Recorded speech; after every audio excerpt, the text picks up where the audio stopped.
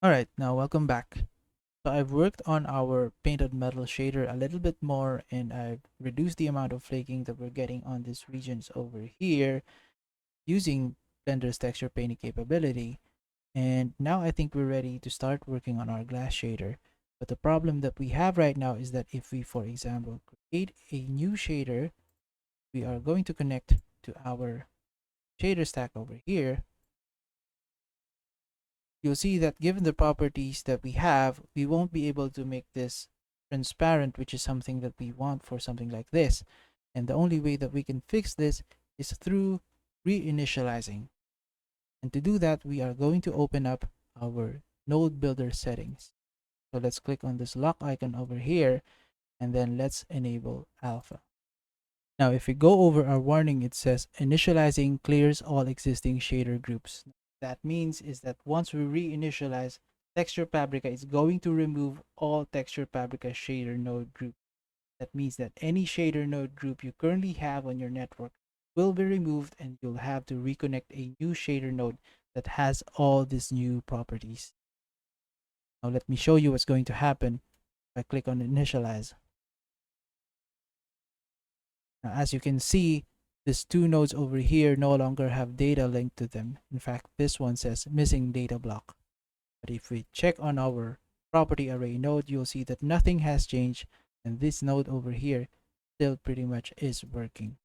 But for this node over here, the only thing that we would want to do with something like this would be to replace it. So leave this node, create a new shader node, and if we look closer on our shader node, you'll see that it now has this alpha property. So let's connect our property array node back to our shader node.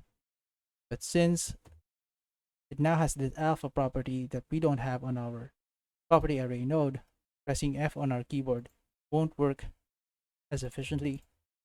So we will have to reconnect this bump property manually. We are also going to connect our normal map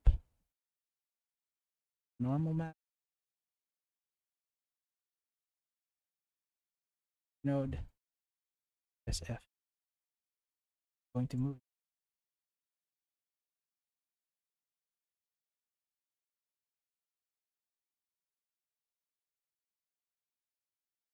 Now we are going to create another shader node, dash shade.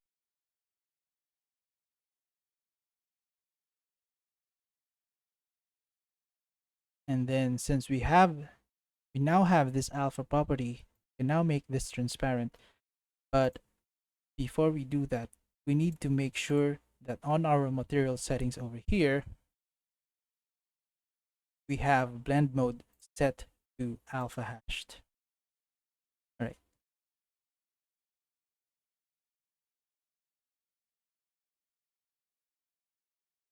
All right, so I'll let you work on your glass shader, and when we come back, we are finally going to be talking about the exporter utility, which is going to be our final step in the texture creation process.